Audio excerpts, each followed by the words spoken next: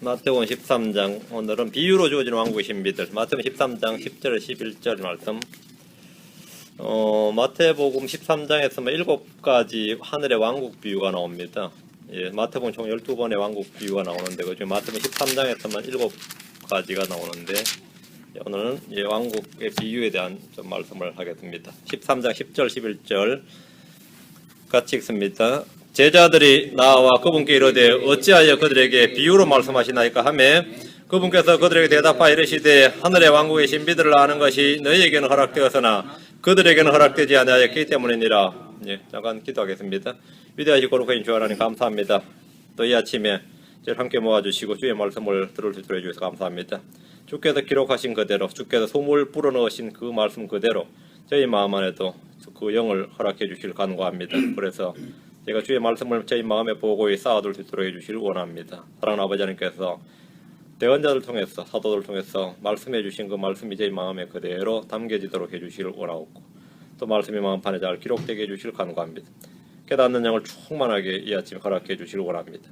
신선한 기름으로 기름 부어주시기를 간구합니다. 그래서 제가 말씀으로 살아갈 수 있도록 은혜 베풀어 주시고 말씀이 저희를 온전히 빚어주시기를 간구합니다. 감사드리며 주의 성기도 합니다. 아멘. 네. 비유로 주어진 하나님의 왕국의 신비들입니다. 주님께서 회개하라 하늘의 왕국이 가까이 왔느니라 하고 공개적으로 온 이스라엘에게 선포했는데 마태복음 13장에서 7가지 왕국의 비유를 하늘의 왕국은 뭐 같으니라 이렇게 말씀하셨습니다.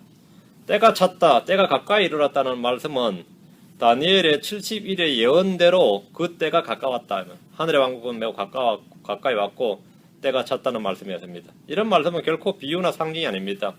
영적인 왕국이 가까이 왔다 그런 말씀도 아닙니다. 문자 그대로 하늘의 왕국은 가까이 왔고 다니엘에 기록된 예언의 때가 찼습니다. 때가 찼다, 때가 가까이 이르렀다 이런 말씀은 성경 공부하니들이라면 누구나 쉽게 알 수 있고 확증할 수 있는 말씀입니다.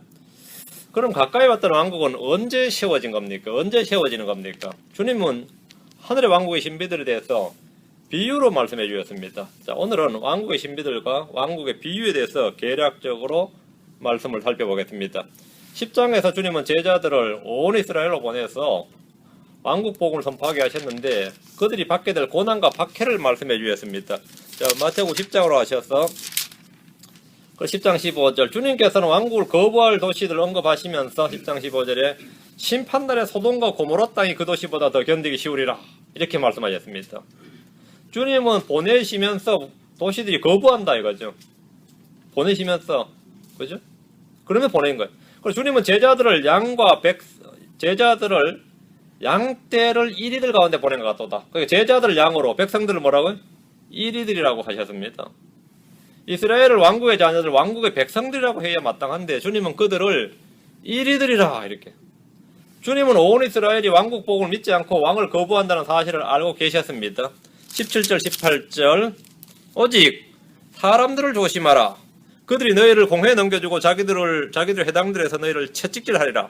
또 너희가 나로 인하여 총독들과 왕들 앞에 끌려가 그들과 이방인들에게 증언하리라. 예수님은 왕국의 복음을 전할 때 제자들이 이스라엘에서 어떤 대우를 받을지 말씀해 주셨습니다. 그런데 예수님의 제자들은 당시 아무도 공회에 넘겨지지 않았고 회당에서 채찍질 당하지 않았습니다. 본문에 그렇죠? 그리고 제자들 중에 누구도 총독들과 왕들 앞에 끌려가지도 않았고 이방인들에게 증언하지도 않았습니다. 베드로나 요한이나 야고보나 마태나 다 안드레나 누구도 이런 고난을 당하지 않았습니다. 그럼 어떻게 된 겁니까? 주님께서 가는 길에 너희들 이번에 가면 요절 난다 이러면 제자들 갈 때 떨면서 갈 거 아니에요. 근데 제자들이 기뻐서 돌아왔어요 사실은. 그럼 이게 어떻게 된 거냐 말이에요. 주님은 분명히 그렇게 말씀하셨는데 이런 대환란 때 왕국 복음을 증언할 유대인들에게 해당합니다. 대환란 때 하나님의 명령들과 예수님의 증언을 지키는 자들은 문자 그대로 공에 넘겨지고 회당에서 채찍질을 당하고 총독들과 왕들 앞에서 끌려가서 그들과 이방인들에게 증언을 합니다.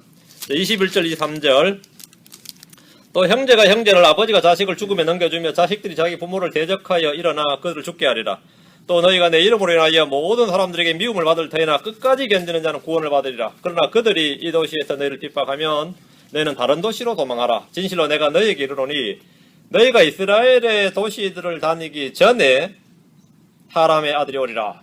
이 역시 제자들이 이스라엘의 도시들을 돌며 왕국 복음을 전할 때, 예수님 공생의 당시에 말이죠, 일어난 일이 아닙니다. 그렇죠? 일어난 일이 아니에요. 주님의 이 말씀은 대환란 때 있을 일입니다. 그걸 어떻게 알아요? 끝까지 견디는 자는 구원을 받으리라 했죠. 너희가 이스라엘의 도시들을 다니기 전에 사람의 아들이 오리라. 재림문맥이죠. 주님이 지금 이스라엘에 계시는데 오리라 그러면 보내면서 오리라, 이건 말이 안 되죠. 그건 언제 이야기라는 거죠? 이게 예언적인 말씀이에요. 예언적인 말씀이라고.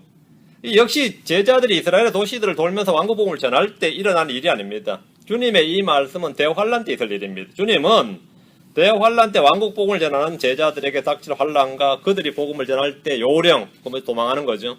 맞서 싸우는 게 아니라 도망하는 거예요. 그에 대해 말씀을 해주셨고, 이스라엘의 도시들을 다 다니기 전에 사람의 아들 오리라. 재림하실 것이다. 그 재림하시려면 뭐 올라갔다가 다시 오시는 거죠. 주님은 전도여행을 보내면서 지금 재림에 대해서 이야기하시고 계신 거죠. 왕국은 어떻게 되는 거죠? 재림 안 하면 왕국 못 드는 거죠. 지금 왕국을 가까이 왔다 왕국을 세울 것처럼 이전까지 말했는데, 지금 제자들을 도시들에 보내시면서 하는 말씀은 전혀 다른 이야기란 말이죠. 다른 이야기. 물론 제자들 지금 알아들었는지 못 알아들었는지 모르지만 내용은 그래요. 내용상은. 끝까지 견디는 자는, 또는 사람의 아들이 오리라, 이와 같은 말씀은 주님의 재림의 문맥입니다. 재림에 관한 말씀이 주님 자신이 지금 그 말씀하고 계시는 겁니다. 제자들이 이스라엘 도시들 돌면서 뭐 고생은 하나도 없네, 이런 이야기를 하진 않았겠죠. 공회나 회당이나 뭐 채찍질 한다 이런 것도 해당상이 없었어요. 주님 농담하신 건 아닙니다. 주님께서 그냥 한번 해보신 말씀이 아니에요. 다 문자적으로 있을 말씀입니다. 주님께서 하신 이 말씀들이 모두 대환란 때 이스라엘에 적용되는 말씀이라는 사실은 이 본문을 통해서 쉽게 알 수 있습니다. 하늘의 왕국은 대환란이 끝난 다음에 이 땅에 세워질 겁니다. 34절 35절 34, 35절 내가 이 땅에 화평을 보내러 온 줄로 생각하지 말라. 나는 화평이 아니라 검을 보내러 왔노라. 사람이 자기 아버지를, 딸이 자기 어머니를, 며느리가 자기 시어머니를 대적하여 불화하게 하려고 내가 왔나니 사람의 원수가 자기 집안 사람들이라. 이런 말씀 역시 베드로나 요한과 같은 그들의 제자들에게 해당되는 말씀이 아닙니다. 이 모든 말씀은 종교로 말미암는 집안 불화 정도로 적용하거나 초대교회 때 극심한 고난을 받은 크리스천들에게 적용하는 것이 보통이지만, 문자 그대로 가족을 죽음에 넘겨주는 이런 일은 대환란 때 일상적인 일입니다. 초림 때 주님은 화평을 주러 이 땅에 오셨습니다. 주님은 우리 화평이시고 화해이십니다. 이 시대에 우리는 화평에 대해 다스리고 화해의 말씀을 받은 자들입니다. 맡은 자들입니다. 대환란 때 이런 말씀은 문자 그대로 일어날 것입니다. 예수님으로 말미암아 가족들 간에 대적하고 불화할 뿐 아니라 죽음에 넘겨줄 겁니다. 중세의 종교재판이나 마녀사냥을 한번 생각해 보십시오. 행정당국이나 종교경찰이 아니라 가족이 가족을 죽음에 넘겨주는 그런 시대가 짐승이 땅을 통치하는 대환란 시대입니다. 대환란 때에는 자기 생명을 찾거나 얻으려 하는 자들은 잃을 것이고, 누구라도 왕국복음을 전하는 자들을 받아들이는 자들은 주님을 받아들인 것이고, 그들에게 물 한 잔이라도 주면 보상을 잃지 않는다고 지금 말씀하셨습니다. 이것이 40절 42절입니다. 마태복음 10장 9절 전부 다 뭡니까? 왕국복음을 전하러 보내는 이야기인데, 이 실제적 사건을 전부 다 예언적으로 말씀하신 거죠. 이것은 구약 성경의 일반적인 방법입니다. 예언 방법인데, 지금도 주님께서 그대로 그 방법을 그대로 사용하셔서 말씀하신 거죠. 이것은 민족들의 심판의 근거가 되는 말씀입니다. 자, 11장으로 와봅시다. 사정이 더욱 암울합니다. 10장보다 11장은 사정이 좀 더 암울합니다. 사람들은 왕국복음과 회개를 선포한 침례 요한을 마귀 들린 자라고 합니다. 사람들은 왕국복음을 선포하는 예수님을 뭐라죠? 음식을 탐하는 자요, 포도즙을 많이 마시는 자요, 세리들과 죄인들의 친구라고 합니다. 그럼 끝난 거죠. 마귀 들린 자가 말하는 말이 주의 말씀일 수는 없는 거 아니에요. 그 앞전에서는 분명히 침례도 받고 요한한테 와서 물로 침례도 받고 그렇게 했는데, 지금은 사정이 굉장히 암울합니다. 요한은 마귀 들린 자가 되고 예수님은 세리들과 죄인들의 친구가 돼요. 한마디로 죄인이다 이 말입니다. 11장 20절 24절에서 주님은 회개하지 않는 이스라엘의 도시들에게 저주와 심판을 선포하셨습니다.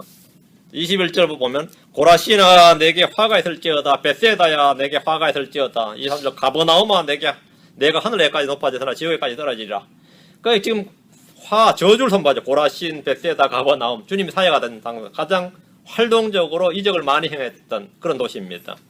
그들에게 화가 있을지어도 굉장히 충격적인 말씀입니다. 그들에게 가까이 온 것은 왕국이 아니라 뭐였죠? 심판과 저주와 멸망이란 겁니다. 12장에서 주님은 요나의 표적 외에는 다른 표적을 보여주지 않으실 것임을 선포를 하셨습니다. 주님은 요나의 표적을 말씀하셨고 이방 여왕인 시바 여왕을 예로 들어서 그들이 주님을 찾지 않는 무지와 어리석음과 불신을 책망을 하셨습니다. 주님은 이방인들보다 못한 이스라엘을 책망하신 겁니다. 이방인들보다 못한 이스라엘이다 지금 그렇게 말씀하신 거죠. 이는 이방인들을 개로 취급하던 유대인들에게는 굉장히 모욕적인 말이에요. 주님이 이방인들을 끌어다가 그 사람들을 책망하고 있단 말이죠. 굉장히 모욕적인 치욕적인 말씀입니다. 니느웨 사람들은 주의 대언자가 선포하는 심판의 말씀을 들었을 때 지체 없이 회개했습니다.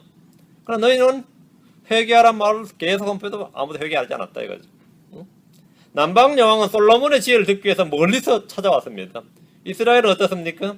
회개를 거부했고 그들 속에는 왕을 거부했습니다. 자, 마태복음 12장 43절에서 45절 이 말씀은 굉장히 충격적인 말씀입니다. 부정한 영은 그들을 떠나갔다가 깨끗이 빈 것을 보고 더 악한 7영을 들어온다고 지금 말씀하셨는데 더 사악한 다른 7영을 데리고 왔다 했죠. 그럼 그 사람의 나중 형편이 처음보다 더 나쁘게 되니라. 이 사악한 세대도 참으로 그와 같이 되리라 했는데 이 사악한 세대도 할 때 그 사악한 세대를 누굴 지목한 거예요? 너희들이다 이 말이죠. 지금 이스라엘을 딱 말씀하시면서 주님께서 너희들은 깨끗해졌다가 지금 더 사악한 너희는 지금 현재 사악한 세대고 깨끗해졌다가 더 악한 7영이 들어와서 더 나빠진다. 처음 상태가 더 나빠진다. 이렇게 말씀하신 거죠. 이는 주님을 영접하지 않는 이스라엘 상태를 그대로 보여주신 말씀인데 침례인 요한의 선포를 통해서 그들은 잠시 빛 가운데 거하기를 기뻐했습니다. 그리고 회개하고 물로 침례를 받음으로 깨끗해졌습니다. 그런데 그 안에 주님을 영접하지 않음으로써 어떻게 된 거죠? 깨끗이 청소된 빈집이 되고 말았어요. 그럼 그들에게 떠나갔던 마귀가 더 많은 마귀들을 데리고 들어와 버렸습니다. 자, 요한의 선포를 통해서 요한을 빛으로 알고 이제 빛을 잠시 빛 가운데 거했다가 회개하고 침례를 받았어요. 깨끗해졌다 이거죠. 그러면 그때 뭐 해야 되죠? 예수를 영접해야 되죠. 예수를 거부해 버렸단 말이죠. 마귀들이 어떻게 떠났던 마귀들이 잘 됐다고 다시 돌아왔는데 이번 상태가 아주 심각해졌다 이거죠. 주님께서 하신 말씀이 이 사악한 세대들도 그러하리라면서 너희들이 바로 그거다. 지금 이야기하면서 사악한 세대들을 입증하고 사악한 세대로 선포를 해주고 너희 속에 뭐라고요? 이전보다 악하게 되었다 너희가 지금. 그리고 오히려 마귀들이 넘치게 됐다 이 말이에요. 주님을 배척한 이스라엘의 모습이 지금 이거란 말이죠. 또 여기다가 주님은 육신의 형제 혈육 민족이 나의 형제고 나의 민족이 아니라 이렇게 말씀하신 게 지금 46절에서 50절입니다. 그분께서 아직 사람들에게 말씀하실 때 보라 그분의 어머니와 그분의 형제들이 그분과 말하기를 바라며 밖에 서 있더라. 그때에 한 사람이 그분께 이르되 보소서 선생님의 어머니와 선생님의 형제들이 선생님과 말하기를 바라며 밖에 서 있나이다 하거늘 그분께서 자기에게 말한 사람에게 응답하여 이르되 누가 내 어머니냐 누가 내 형제들이냐 하시고 손을 내밀어 자기 제자들을 가리켜 이르시되 내 어머니와 내 형제들을 보라.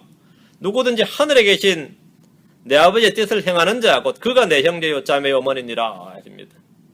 이게 뭐 한국에서 이렇게 말했으면 이런 돌상놈의 자식 있나 이런 말들을 말이에요. 어디 형제 자매를 지금 부정하는 이런 주님께서 성경적인 형제의 정의와 개념이 무엇인지 그들에게 보여주고 계십니다.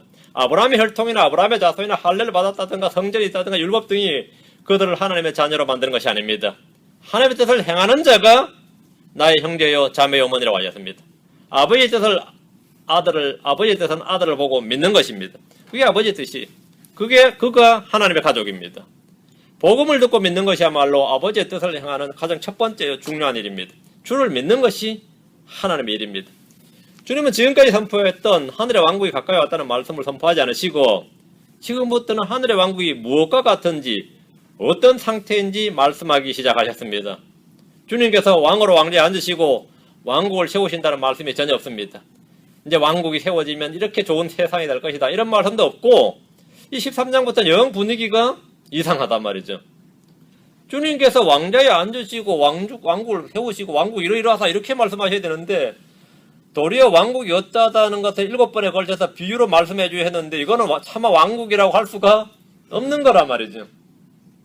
구약 어디에도 하늘의 왕국은 그렇지 않다 이거죠. 대언자들이 선포한 어떤 하늘의 왕국도 지금 마태복음 13장에 선포된 그런 왕국은 선포된 적이 없고 예언된 적이 없습니다. 이 마태복음에서 이후로 마태복음에는 왕국의 비유가 계속 주님께서 반복하셨는데 하늘의 왕국은 뭐 같으니라 했는데 무슨 왕국이 그 모양이냐 이런 말이 나올 만한 그런 왕국이란 말이죠. 주님이 말씀하신 왕국의 비유에는 구약 성경에서 언급된 그런 메시아 왕국과는 전혀 다른 말씀들로 가득 차 있습니다. 왕도 없고 왕자도 없고 왕관도 없는 그런 왕국에 대해서 말씀을 하셨단 말이죠. 마태복음 13장을 보면 이것이 성경이 말하는 왕국인가 싶을 정도입니다. 주님은 왕이 없는 시대에 왕국의 자녀들은 이스라엘에 대해서 말씀하신 겁니다. 마태복음 13장에서 주님은 왕국의 신비라고 말씀하심으로써 왕국은 공개된 진리가 아니라 신비다. 신비란 말은 뭐냐면 구약 성경에서 미리 말씀했던 그게 아니라는 거죠. 그게 말씀한 그대로면 신비가 아니에요. 다 알려진 거니까. 신비는 그게 아니다. 자, 신비들이란 말을 생각해 보세요. 먼저 왕국의 신비들 이렇게 말씀했는데, 자, 11절 보시면 그분께서 그들에게 대답하여 이러시되 하늘의 왕국의 신비들을 아는 것이 너에게는 허락되었으나 왕국의 신비들 이랬거든요. 신비들. 성경에는 다양한 신비들이 나옵니다. 그렇죠? 마태복음 13장에서는 7개 왕국의 비유가 나오는데 주님께서 이걸 신비들 이렇게 말하세요. 신비는 일단 비밀은 아닙니다. 미스테리지 이건 시크릿은 아니에요. 왕국의 신비들이다. 신비라는 것은 이전 세대에 알려지지 않는 어떤 것이고 하나님의 계시가 없이는 알 수 없는 어떤 것. 그걸 신비라고 합니다. 하늘의 왕국은 신비가 아니에요. 그렇죠? 하늘의 왕국은 신비가 아니에요. 그건 공개된 진리였고 대언자들이 계속 선포해왔고 백성들이 이미 다 알고 믿고 있는 것으로 전혀 그 신비가 아닙니다. 그런데 주님께서 갑자기 왕국의 신비들 이렇게 말씀하셨습니다. 왕국은 신비가 아닌데 교회의 신비들 그건 말이 되죠. 교회는 구에 말이 안 돼 있으니까 신비들 맞는데 지금 왕국의 신비들 이렇게 말씀하셨어요. 왕국에 관한 말씀은 구약에서 너무나 많은데 주님께서 백성들에게 왕국의 신비들하고 말씀하셨으니까 지금 말하는 이 왕국은 구약에서 말 안 했던 것이다 이 말입니다. 구약에서 알려지지 않았고 대언자들 알려지지 않았고 너희도 알지 못하고 들어보지 못한 것이다 이거예요. 구약의 대언자들은 왕국에 대해서 직접적으로 말씀을 선포하셨는데 주님은 왕국의 신비를 비유로 말씀을 해주셨습니다. 비유로. 왕이 거부되고 배척받고 죽임을 당하고 이 땅에 가까이 왔던 왕국은 어떻게 되는가 그 부분에 대해서 말씀해 주신 게 바로 13장입니다. 이 부분에 대한 말씀이 비유로 계시된 왕국의 신비입니다. 그럼 주님은 왜 비유로 말씀하셨느냐 13장 34절 자 오늘은 이 왕국의 비유들에 대한 이 개론입니다. 34절 예수님께서 이 모든 것을 무리에게 비유로 말씀하시고 무리에게 비유로 말씀하시고 비유가 없이는 그들에게 말씀하지 아니하셨으니 비유가 없이는 그들에게 말씀하지 아니하셨으니 본문을 정확하게 비유가 아니고서는이 아니고 비유가 없이는 말씀을 할 때 비유를 곁들여서 하신 거죠. 예. 모든 말이 다 비유란 말은 아니고 말씀하실 때 비유를 써서 말씀하셨다는 뜻이고 비유가 아니고는 그들에게 말하지 아니하더라면 뭐가 되는 거죠? 모든 말씀이 다 비유가 되어버리는 거죠. 그 이제 개혁성경 읽는 분들은 주의 말씀이 다 비유라 그래요. 왜 그러냐면 이런 구절 딱 하면 되는데 거기 성경에 따르면 주님의 말씀은 다 비유예요. 비유가 아니고서 말씀 안 했다니까 말씀하신 것마다 다 비유가 되어버린 거죠. 주님은 자주 비유로 말씀하셨는데 주님께서 비유로 많은 것을 가르치셨습니다. 본문에서 비유가 없이는 그들에게 말씀하지 아니하셨으니라고 하심으로써 하늘의 왕국의 신비들을 철저히 비유로 말씀해 주셨습니다. 어떤 이들은 이 구절을 들어서 예수님이 하신 모든 말씀은 다 비유라고 외치기도 합니다. 주님께서 비유로 말씀하신 이 모든 것은 하늘의 왕국에 관한 것이지 왕국의 신비에 관한 것이지 성경 전체 말씀이거나 복음서 전체 말씀이 아닙니다. 복음서에 나오는 모든 주님의 말씀은 다 비유다 이렇게 하는 설교 뭐 그런 주장은 다 헛소리입니다. 주님께서는 때가 이르렀다 하면서 더 이상 비유로 말씀하지 않겠다 이렇게 말씀한 게 있습니다. 여러분 요한복음 16장 와서 요한복음 16장 25절 요한복음 16장 25절 16장 29절 제가 어떤 그 서울역이었던가 영등포역이었다 하여튼 여기였었는데 테이블에서 커피 한 잔 시켜놓고 열심히 성경을 보더라고요. 한 3명인가 4명이서. 전 또 그런 거 보면 굉장히 신기하기도 하고 호기심도 생겨서 괜히 기웃거리게 돼요. 이렇게 나도 커피 한 잔 자판기 뽑아가지고 뭐 하시나 해서 또 보고 있으니까 그 내가 이렇게 보고 있는 걸 보고 이제 이야기를 이제 나한테 걸더라고. 근데 그분이 그 이야기를 전 누군지 몰라요. 하여튼 여기 처음 만난 분인데 성경은 다 비유다고 이렇게 말했어요. 뭐 다 비유냐고 일부가 비유지 어떻게 다 비유냐고 그러는데 이 구절을 이제 비유가 아니고 주님 말씀 많이 하셨다. 이제 그 이야기를 해요. 이럴 때 이제 중요한 게 그거예요. 생각 안 나버리면 할 말 없고 생각이 딱 나야 돼. 그게 요한복음 16장 25절. 예수님께서 이 모든 것을 무리에게 비유로 말씀하시고 요한복음 16장 25절 마태복음이 아니고 요한복음 16장 25절 내가 이 일들을 비유로 너에게 말하였거니와 때가 이르면 내가 다시는 비유로 너에게 말하지 아니하고 아버지에 대하여 분명히 너에게 보이리니 다시는 비유로 더 이상 너에게 말하지 아니한다. 제자들의 증언을 보시면 주님은 비유로 더 이상 말씀하지 아니하시겠다 했죠. 29절 그분의 제자들이 그분께 이르되 보소서 이제는 주께서 분명히 말씀하시고 아무 비유도 말씀하지 아니하시니 주님의 제자들도 전에는 왕국의 신비들 말할 때는 비유로 말씀하셨는데 이제는 비유로 말씀 안 하신단 말이죠. 주님께서 하신 모든 말씀이 비유란 주장은 전혀 사실이 아닙니다. 주님은 왕국의 신비들에 대해서 비유로 말씀해 주셨고 그 비유는 주님께서 친히 설명을 해 주셨기 때문에 따로 해석이 필요한 것들이 아니고 그 외에는 비유로 말씀 안 하셨다 이거죠. 제자들 왜 비유로 이제 말씀 안 하시냐 할 정도로 비유로 말씀 안 하셨어요. 직접 말씀하셨지. 다시 마태복음 13장으로 갑니다.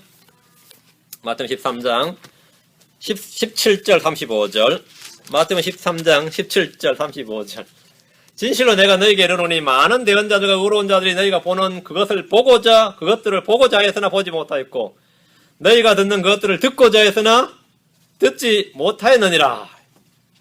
대언자들이 보지 못하고 듣지 못했어요. 그러니까 신비죠. 대언자들은 구약의 말씀을 전한 자들인데 구약의 대언자들이 보고자 해도 보지 못하고 듣고자 해도 듣지 못했단 말이죠. 그건 뭐죠? 신비들이. 대언자들이 본 하늘의 왕국은 메시아 왕국, 천년왕국이었고 주님이 지금 마태복음 13장에서 이야기한 건 그게 아니었기 때문에 전혀 다른 거였단 말이죠. 그 신비가 맞죠. 주님께서 말씀하시는 왕국의 신비들은 많은 대언자들과 의로운 자들이 보거나 듣지 못한 것들입니다. 왕국을 선포했던 대언자들조차도 이 왕국의 신비들에 대해서는 알지 못하고 선포하지 못했습니다.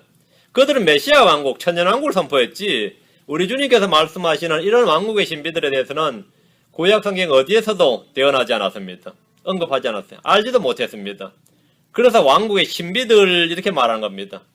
이것들은 세상의 창건 이래로 은밀히 간직된 것들이며 주님이 처음 말씀해 주신 겁니다. 34절, 35절.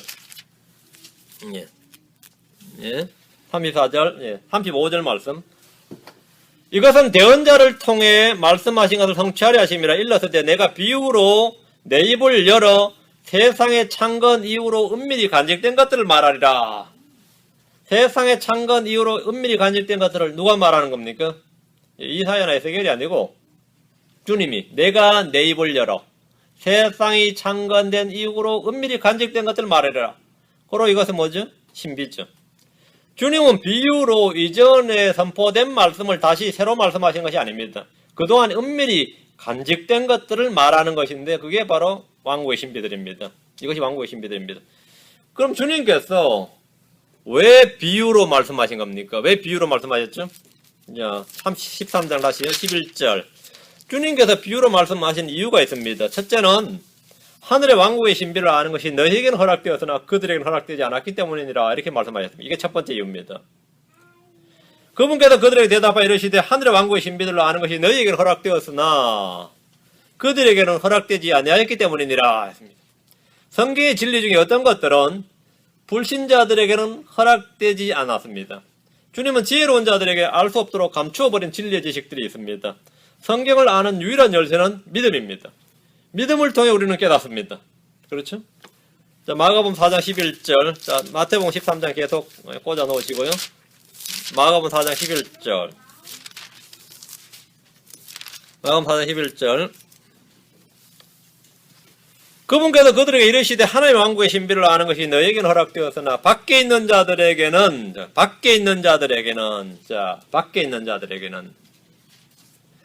마태복음에서는 그들에게는 그랬고 지금 마가복음에서는 밖에 있는 자들에게는 그렇습니다. 안과 밖의 차이죠. 안과 밖의 차이는. 밖에 있는 자들에게는 이 모든 것이 비유로 행하여야 한다니. 성경의 어떤 진리는 불신자들이 허락되지 않았다 이거죠. 성경의 어떤 진리는 마지막 때까지 봉인이 되었고 어떤 진리는 믿음을 통해서만 알 수 있고 믿는 자들만 알 수 있게 해 두셨습니다. 성경의 어떤 진리는 영적인 것을 영적인 것으로 비교해서만 알 수 있습니다. 하나님은 성경의 진리를 모든 사람들이 쉽게 깨닫게 해주신 것이 아닙니다. 어려워서가 아니라 믿지 않는 자들에게, 밖에 있는 자들에게는 허락하지 않으셨다. 결국 그 말은 뭐냐? 찾고 두드려야 된다 이거예요. 주의 말씀을 믿고 그 말씀에 순종하고자 하는 이들에게 진리를 열어주셨습니다. 그게 첫 번째 이유입니다.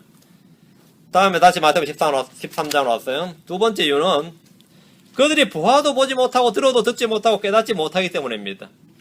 어차피 그냥 말해도 못 알아듣고 비유로 말해도 그럴 바엔 차라리 비유로 말하겠다 이 말이죠.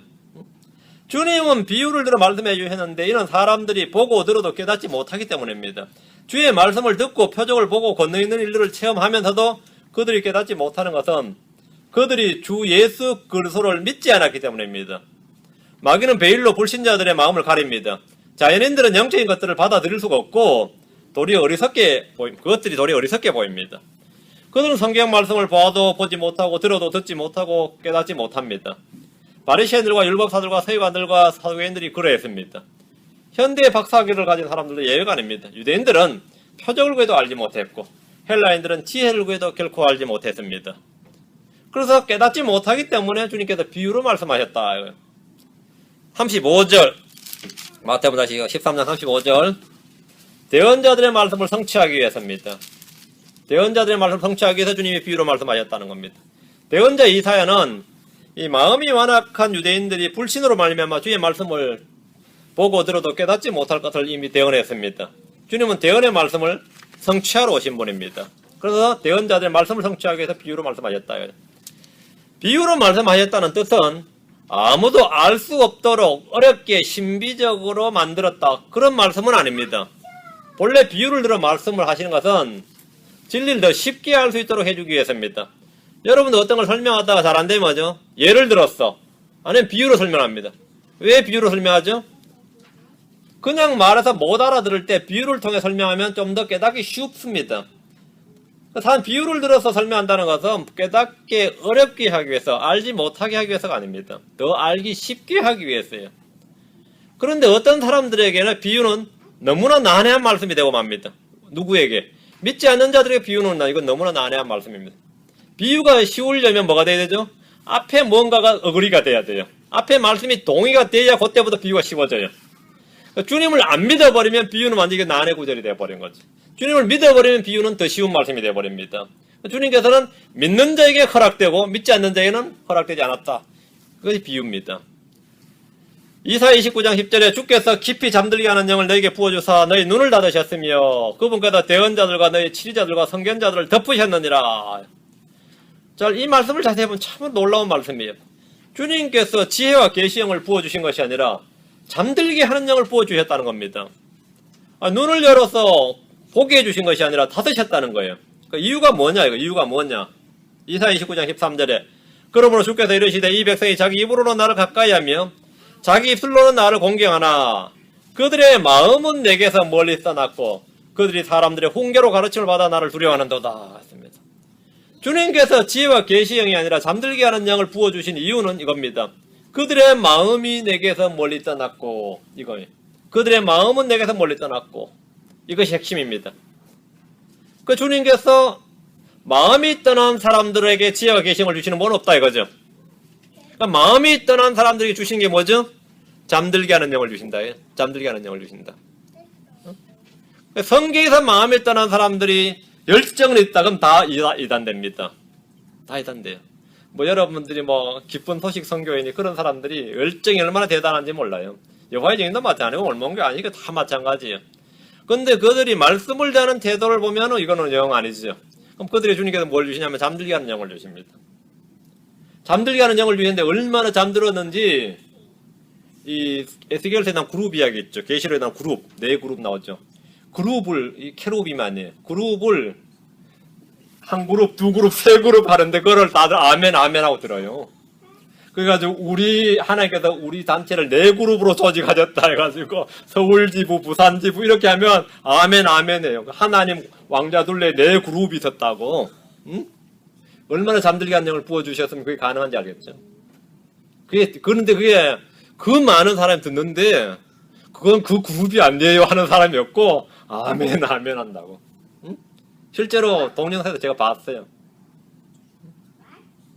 그 정도로 잠이 드는 겁니다. 잠이 얼마나 깊이 드는지 알겠죠? 그러니까 여러분이 마취 주사 놓으면 이제 마취가 되는지 안 되는지 톡 때려보고 감이 언제 안 좋은지를 의사가 다 하죠. 그러면 툭 때려봐도 반응이 없으면 아 마취가 됐네 이렇게 하잖아요. 맞죠? 마취가 됐네. 마취가 간다. 그러니까 내 그룹 맞죠? 그때 아멘 하면 아 제대로 잠들었네. 제대로 잠들었네. 성경 말씀이 마찬가지예요.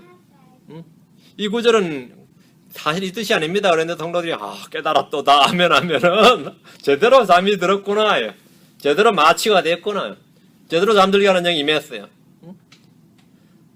그러니까 주님의 말씀에 섰잖아요. 마음이 말떠났는데 그런 사람들에게 주님이 부어주시는 게 뭐냐면 깊이 잠들게 하는 영입니다.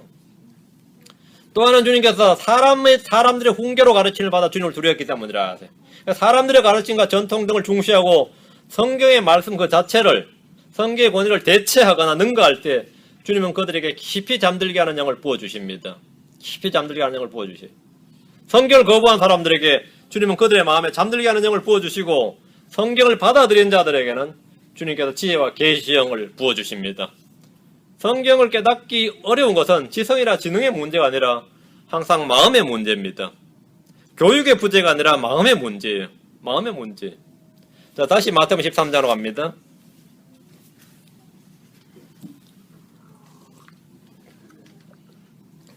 주의 말씀이 되게 신경이 거슬리는 사람들이 있죠. 그 마음의 문제예요. 주의 말씀이 나한테 바드링이 되는 사람들 있잖아요. 주의 말씀이. 마태복음 13장 13절 16절 보십시오. 그러므로 내가 그들에게 비유로 말하는 것은 그들이 보아도 보지 못하고 들어도 듣지 못하며 깨닫지도 못하기 때문이니라. 주님이 비유로 말씀하신 이유라. 이게 이사야의 대언이 그들 안에 성취되었으니 이르되 너희가 듣기는 들어도 깨닫지 못하며 보기는 보아도 알지 못하리라. 이 백성의 마음은 무디어지고 그들의 귀는 듣기에 둔하며 그들의 눈을 감았으리. 그들은 눈을 감았나니 주님이 감긴 거 아닙니다. 그들이 그렇게 했다는 말이지. 이것은 언제라도 그들이 눈으로 보고 귀로 듣고 마음으로 깨달아 회심하여 내게 고침을 받지 못하게 하려 함이니라 하느니라. 마음이 무뎌지고 눈을 감아버린 사람, 귀는 안 듣는 사람들에게 주님께서 그들에게 지혜와 계시를 부어주시지 않는다는 겁니다. 그래서 잠들게 하는 영을 부어주셔서 뭐 한다고요? 깨달아 회심하여 내게 고침을 받지 못하게 하려 함이니라. 그러니까 주님을 떠나고 마음이 멀어진 사람들이 임하는 건 심판이다 이거죠. 그러나 너희 눈은 봄으로 너희 귀는 들음으로 보기 있도다. 자, 이런 말씀을 읽을 때 주의를 하셔야 됩니다. 본문에 기록된 그대로 읽어야 돼요. 주님께서 비유로 말씀하신 이유는 그들이 주님의 말씀과 선포와 이적과 표적 등을 사람들이 듣고 보아도 깨닫지 못하기 때문에 그들의 마음이 무뎌졌기 때문에 그렇게 한 것이지 그들에게 일부러 깨닫지 못하게 하기 위해서 비유로 하신 것은 아니다 이 말이죠. 자, 이유를 잘 들으셔야 됩니다. 그들의 귀는 듣기에 둔하고 눈은 감아버렸습니다. 눈을 감아버렸습니다. 마음이 주님께로 돌아서지 않는 이상 마음을 덮고 있는 베일은 걷어지지 않습니다. 복음의 빛은 이 세상의 신 마귀에 의해 가려집니다. 주님은 사람이 듣고 보고 깨닫고 회심하면 복음을 믿어야 된다. 듣고 믿어야 된다. 이렇게 하셨습니다. 회심하려면 믿어야 돼요. 회개하고 복음을 믿으라고 하셨습니다. 그게 1차입니다. 순서가 이겁니다. 그러면 깨닫는다요. 말씀이 들리고 보인다는 겁니다. 순서가 이거예요. 회개치 않는, 회개 없는 믿음, 회심 없는 구원은 없습니다. 보고 듣고 깨닫고 나서 회심하려는 시도는 헛된 노력이고 그는 그냥 기복신앙입니다. 신앙은 학문으로 도달한 것이 아니라 믿음으로 출발하는 겁니다. 도달이 아니라 출발이에요. 신앙은 보고 듣는 체험으로 도달한 것이 아니라 단순한 믿음으로 들어가는 겁니다. 자, 사도행전 28장 26절. 자, 사도 바울이 나중에 다시 한번 이 구절을 유대인들에게 적용을 했는데 정확하기 때문입니다. 우리 주님만 그렇게 한 게 아니에요. 이르시되 이 백성에게 가서 말하기를 너희가 듣기는 들어도 깨닫지 못하며 보기는 보아도 보지 못하리라. 사도 바울은 유대인들에게 복음을 선포를 했는데 그들이 믿지 않을 때 대언자의 대언이 성취되었다 했습니다. 유대인들이 복음을 아무리 들어도 깨닫지 못하고 사도들이 행하는 이적과 권능과 표적을 그들이 보아도 알지 못했는데 이유는 마음의 문제라는 겁니다. 그러나 사람들이 언제든지 주님의 말씀을 믿으면서 주님을 믿고 그 선포하는 말씀을 들으면 그땐 들리고 보이고 깨달아집니다.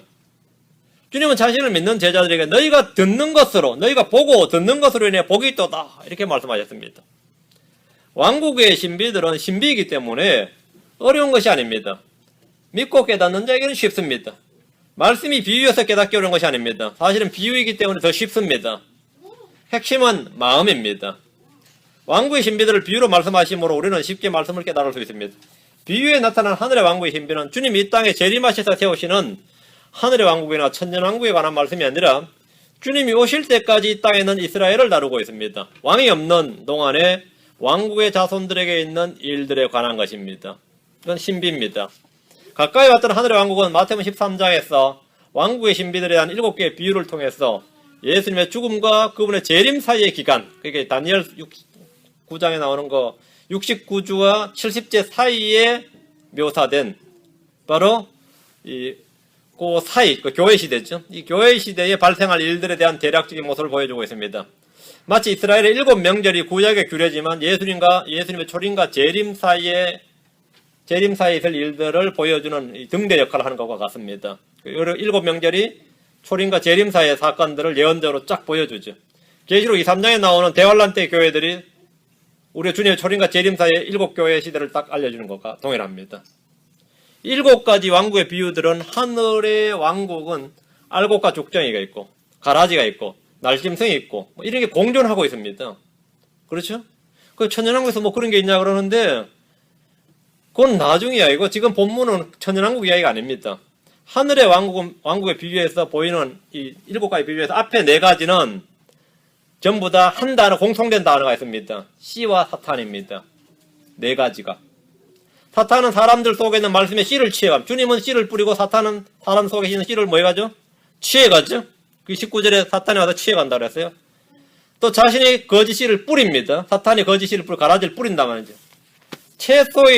겨자씨는 채소인데 채소인 겨자씨를 뿌렸는데 자라서 나무가 됐죠. 나무가 된 겨자씨에 새들이 깃든다. 새들은 마귀들을 말한단 말이죠. 또 여인의 가루에 누군가가 누룩을 섞어버리죠. 그 가루가 있고 뭘 섞어버리죠. 그 앞에 4가지는 어떻든 씨와 사탄이에요. 주님은 하늘의 왕국의 신비들을 말씀하실 때 씨와 사탄의 역할, 씨와 사탄에 대해서 말씀을 하고 씨가 어떻게 섞이는 것에 대해서 말씀하셨습니다. 천년왕국에서 사탄은 끝없이 깊은 구덩이에서 천년 동안 결박되어 있어서 말씀을 빼앗아간다든지 다른 씨를 뿌린다든지 이런 거 못합니다. 이건 천년왕국 이야기 아니란 말입니다. 맞죠? 사탄이 활동하는 시기는 지금 시기예요.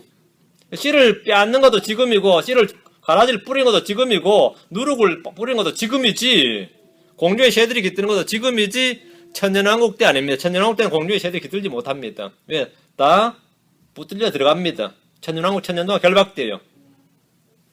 천년왕국에서 마귀는 말씀을 빼앗지도 못하고 자신의 씨를 섞어버리지도 못합니다. 마귀들을 예표하는 새들이 깃들 수도 없고 누룩을 섞을 수도 당연히 없습니다. 주님께서 비유로 말씀하시는 하늘의 왕국의 신비는 창세로부터 은밀히 간직되어 왔던 것들로서 지금 현 세대에는 감추어진 것에 대한 말씀입니다. 씨에 관한 4개의 비유는 7개 중에서 지금 4개의 비유는 주님께서 큰 무리들 앞에서 말씀하신 것이고 뒤에 셋은 예수님이 세종을 다 무리를 내보낸 후에 집에서 제자들에게 말씀하신 겁니다. 이 비유들은 왕국의 내적 상태에 초점을 맞춘 것으로 사탄이 등장하지 않습니다. 뒤에 3개는 사탄이 등장하지 않습니다. 이제 한 개씩 차례대로 볼 텐데, 이제 우리 마태복음에 나오는 하늘의 왕국 신비들에서 이제 비유를 공부를 하도록 하겠습니다. 주님께서 이것들을 우리에게 알도록 허락하셨다고 했습니다. 너에게는 알도록 허락하셨다. 그럼 우리가 알아야 되는 거죠. 주님의 왕국의 신비들을 우리가 알도록 허락하셨을 뿐 아니라 이 신비들을 너희가 뭐라고요? 맡은 청지기들이다. 이 신비들을 맡은 청지기들이라고 하셨습니다. 우리는 이 신비들을 맡은 청지기들이니까 이 신비들을 오히려 알고 맡았고 나누어주는 자들이 청지기입니다. 이제 다음 시간부터 이제 마태복음 13장 씨 뿌린 자의 비유부터 누룩 비유, 씨 뿌린 자의 비유, 가라지의 비유 뭐 그런 쭉 나오죠. 7가지 비유를 차례대로 공부하겠습니다. 오늘 여기까지 기도합시다. 위대하시고 거룩하신 주 하나님 감사합니다. 하나님께서 은혜와 복을 주셔서 오늘도 주의 말씀을 선보였습니다. 하늘의 왕국의 신비들, 하늘의 왕국의 신비들을 아는 것이 너에게는 허락되었으나 하신 말씀대로 주께서 저에게 허락해 주신 이 진리의 말씀, 진리의 지식을 저희 마음 가운데 풍성히 부어주시길 간구하고 깨닫는 영을 더욱더 넘치도록 허락해 주길 원합니다. 저희가 하나의 신비들을 맡은 청지기들로서 늘 참 이 창고에서 양식을 내어서 사람들에게 나누어줄 수 있는 저희가 값없이 받은 것들을 값없이 나누어줄 수 있는 그런 성도들 다 되도록 인도해 주시옵소서. 감사를 드리며 주 예수 그리스도로 기도합니다. 아멘.